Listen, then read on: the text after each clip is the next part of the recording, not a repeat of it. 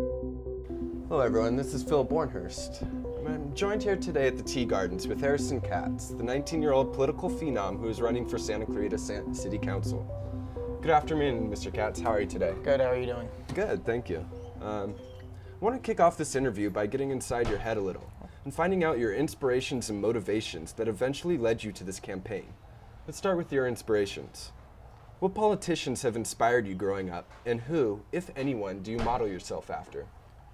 Well, it's a good question. I think that there are a number of different politicians or statesmen that really have inspired me. Some, recent, some throughout history. I'm inspired by our president, Barack Obama. I may not agree with every single policy decision he does, but he is an inspiring life story. From history, Abraham Lincoln, FDR, those are people, John F. Kennedy are people I try and role model myself after. Excellent. I've heard you mention that 40% of Santa Clarita is under the age of 25, and that this has been a chief motivational point for your candidacy. I'm sure many of us, as young adults, are quite excited about the possibility of having an active voice in our local branch of government. Can you please touch upon the benefits of being such a young candidate and the impact you will have if elected?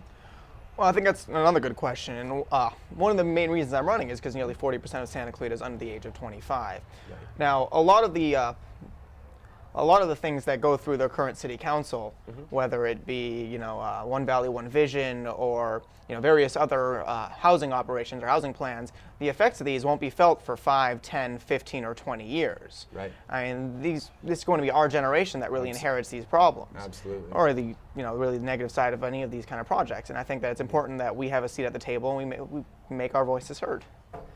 Right. Now, I'm sure there are plenty of naysayers who are quite skeptical about the teenager running for political office. I'm wondering, what kind of bumps in the road and adversities have you encountered during your campaign? Well, I think that's kind of an obvious question where, of course people are going to be skeptical of a 19-year-old running. Right. I mean, even so, my closest supporters were at first skeptical about me running. But I think when they see the seriousness of our campaign, they learn a little more about my background, my experience in politics, and our plans for Santa Clarita, I think that people will take our campaign much more seriously. Absolutely. And I also think we make a good story, which always makes people of course, give us a second look, which is always a good thing. So the economy is something on everyone's mind, and its stability is not only worrisome for many of our parents, but for those of us in college who are concerned about the quality of work that will be available after we graduate. In a quote from your website, you state, "I'll focus my efforts on training our workforce to compete in the 21st century economy, and then attracting industry and family wage jobs to the area." Can you please elaborate on what kind of jobs you're pertaining to, and how you intend to carry out this plan? Well, this kind of is a little bit of a rough issue for City Council because, City Council always needs to be recruiting businesses in Santa Clarita, but we have to make sure that it's in the city's best interest. Like I said, that they're family wage supporting jobs. Right.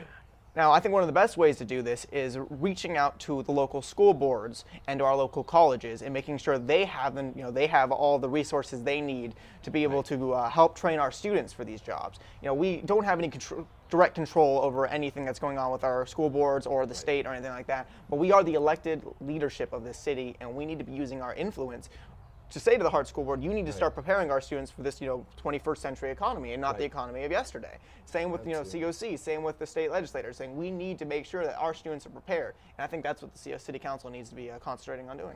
That sounds great. It's hard to get in specifics about what company I would recruit.